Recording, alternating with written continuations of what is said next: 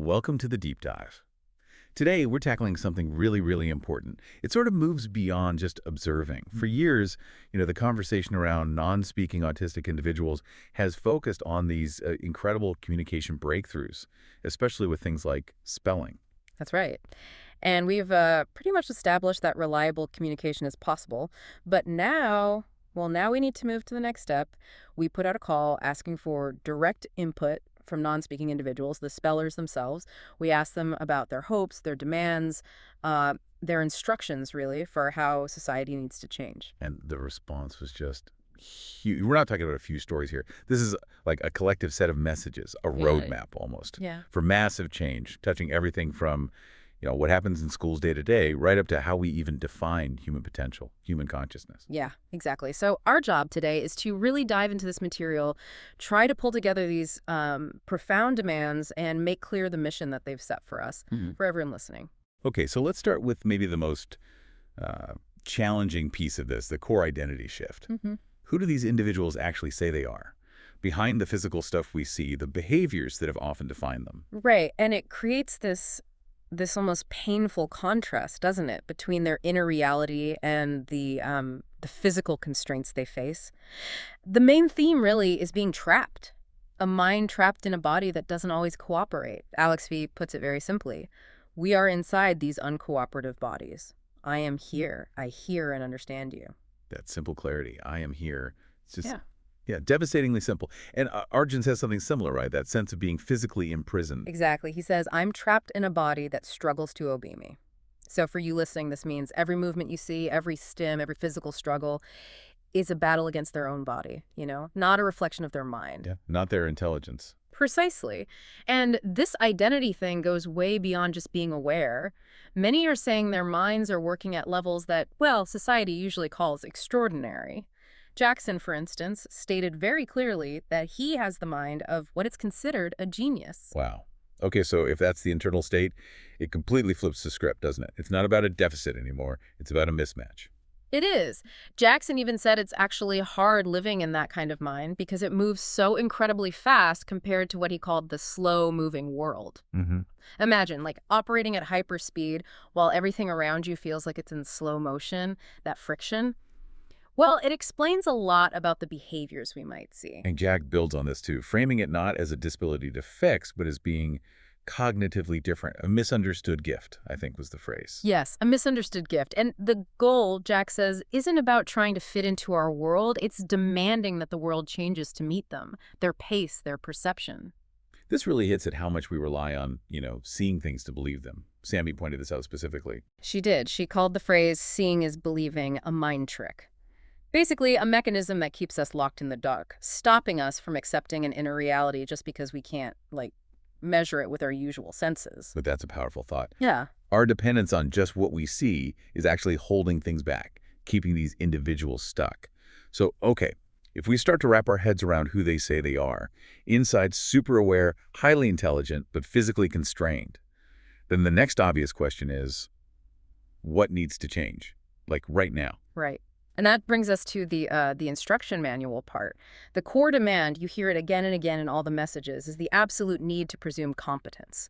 And this simple idea, presuming competence, has huge implications for every single interaction. Presuming competence. Yeah. It sounds straightforward, but yeah, in praxis, it overturns decades of how we've approached diagnosis, care, everything. So what does that actually look like? Well, MIDI is very clear. They want the world to see the gifts in autism. They stress that calling it a disability has never been accurate. They state really forcefully, we are not broken. They don't need a cure. They need support. Real functional support. And Trevor puts it so directly. I wish they would presume competence in non-speakers. Hmm. Just that. If that's the starting point. Then the whole education system has to change, which is exactly what they're demanding. Right. Yeah. Speller 3 demands the education system really needs to challenge us with regular education classes. But that's a massive operational shift, isn't it? It means training spelling partners properly, not just as helpers, but as real academic supports, and creating environments that are, sensory neutral so they can manage their bodies while tackling complex stuff. So we're talking about moving from special ed assumptions to advanced classes, basically, but with the right sensory supports. And the stakes here are incredibly high. Arjun's message, It brings in the moral side. It does. He emphasizes that denying reliable communication is criminal neglect and discriminatory. Yeah. I mean, that's a really strong charge against the current system. It has to end. And this need for change isn't just about kids in school, is it? It goes right into adult life. There was that message from the UK. Yes, a really poignant message from a non-speaking resident in an English care home describing feeling imprisoned. This person suggested we need to stop thinking of them as under-functioning. They said they are, in fact, ultra-functioning. Ultra functioning, that's a powerful reframing. And in terms of care, what did they say was causing the physical difficulties? It's fascinating. They theorized that their physical struggles are actually a symptom of their brain matter functioning excessively well. Like the mind is going so fast, so intensely, that the body just can't keep up. So their demands for care reflect that. They need things like sound healing, acupuncture, shiatsu, complementary therapies. And really importantly, they need physical space to think. Ideally outdoors, without distractions, a place to try and sort of heal or align their bodies. It's a completely holistic view, isn't it? Assuming the mind is whole and the body needs support to catch up. But it's not just about supporting the non-speaker directly. The messages also talk about the parents. Oh, absolutely. Cody and Aaron really highlighted the systemic failure there, how the system continually robs parents of hope, forcing them into these constant, exhausting fights just for basic things. They're asking for lasting change, not just quick fixes. Definitely. They want spelling programs included properly in schools, therapies that are actually accessible, and crucially, comprehensive adult care services that start from that place of competence. They want a system where parents aren't forced into this impossible choice between caring for their child and their own survival, basically. The fight needs to move up from the family to the institutions. That makes total sense. Okay. So moving beyond the practical, the systemic demands, this is where things get, well, really mind-bending. Inequaciousness, reality, what communication even is. Yeah, this is where they suggest the communication difficulty isn't just physical. It's about frequency, a mismatch. Jackson explains what we might call telepathy as more like an energy exchange of understanding rather than words. An energy exchange, wow. And Noah adds another layer to that, doesn't he? Something about thoughts creating reality. Yes.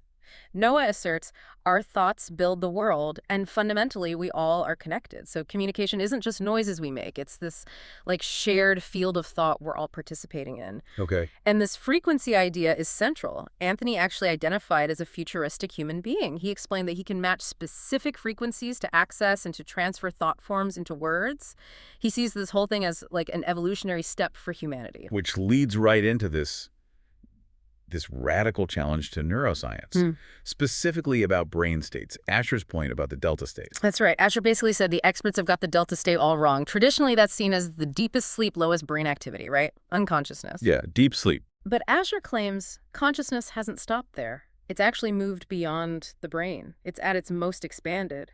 So what looks like unconsciousness is actually potentially hyperconsciousness. So periods where someone seems unresponsive might actually be their mind operating at this incredibly expanded frequency. That just flips everything we think about being present. Exactly. And Asher suggests the alpha state, that calm, focused state, like in meditation, is ideal for grounding back into everyday reality. But he claims for people on the spectrum, it's a real effort to force their frequencies that low. It implies their natural state is much higher, much faster than the neurotypical baseline. Okay, so if communication is energy and frequency is key and consciousness is fundamental, what's the big goal here? What are these spellers pushing humanity towards? Love. It's the word that comes up again and again. It's the thread tying it all together. Anthony states it so clearly. Love is the highest human power, and it's eternal. Everything else. An illusion caused by separation. He argues there's a planetary upgrade needed now, and the only thing that can drive it is loving kindness. And Houston put it as a kind of mission statement, didn't he? He did. A moral imperative. Love and helping others has to be more important than serving yourself. He says his job, literally, is to make the earth hear that God is love. Wow. And Nick talks about waking up love. Yes, wanting to awake love in the new earth of the future. And he defines wake love as this ability to see deeper than before into the way that things really are. It's basically a call for the rest of us to make a fundamental shift in how we perceive everything. Okay, let's circle back, though. All these huge ideas about consciousness, love, planetary upgrades, it all hinges on one immediate practical thing from us, from people listening. Yeah. What is it? Belief. Simple as that. Lily says nothing will change until you believe us. It's not asking for pity or even empathy, it's a demand. Recognize our reality. And she emphasizes, we see and hear everything. We even hear thoughts, as you now are aware. Imagine that. Constant, total awareness, including our own internal chatter. That level of awareness must make the physical limits and the societal disbelief feel even more. Yeah, torturous. It must. And Zahari reinforces this urgency. He urges us to assume we all have this gift. But then he adds this really stark warning about why spelling sometimes gets shut down. He says non-speakers are often stopped because professionals are scared they will lose their license.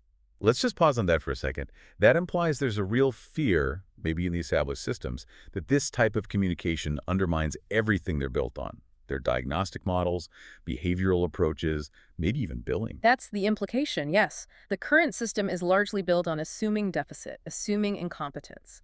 If reliable communication emerges, that challenges that. Well, it threatens the whole structure. Yeah. And that fear, he suggests, is actively blocking people's basic human rights. Which makes Daniel's plea even more vital. Yeah. He asks us not to just dismiss all this information, to allow your mind and heart to process what we are presenting. Yeah. And he acknowledges doubt will come up, telling us to keep holding the information, even when our old ways of thinking try to reject it. So what we've really pulled together from all these messages is this dramatic reframing. These individuals aren't saying they're broken or disabled or isolated. They're asserting an identity as well as ultra-functioning, maybe even as light workers, here specifically to guide a conscious evolution driven by love. It's a total paradigm shift. From seeing autism as primarily a disorder, a deficit, to understanding it as potentially a higher frequency way of being. Constrained physically, yes, but also constrained by our collective beliefs. Exactly. And that leads us to the final, really provocative thought. This one came from Sammy. She was reflecting on things like ABA behavioral techniques designed to train non-speakers out of certain behaviors. But then she flips it. She's just that maybe the general population has been ABA trained. How does she mean? Trained how? Trained to think in very specific, predictable patterns, like neurologically wired into running the same loop of reality over and over. Sammy argues that maybe neurotypical people are unable to break out of this loop to advance yourselves to a whole new level, precisely because we're so stuck in our current frequency, our habitual ways of thinking and seeing. Wow. She calls for tearing down this false reality bubble so we can meet the new human. So the profound question this deep dive really leaves you with is this. These sources are demanding we believe in a new reality, a different level of consciousness. What personal patterns, what ingrained loops of thought might you need to break to even allow that possibility, to make space for this new human, this new reality to emerge?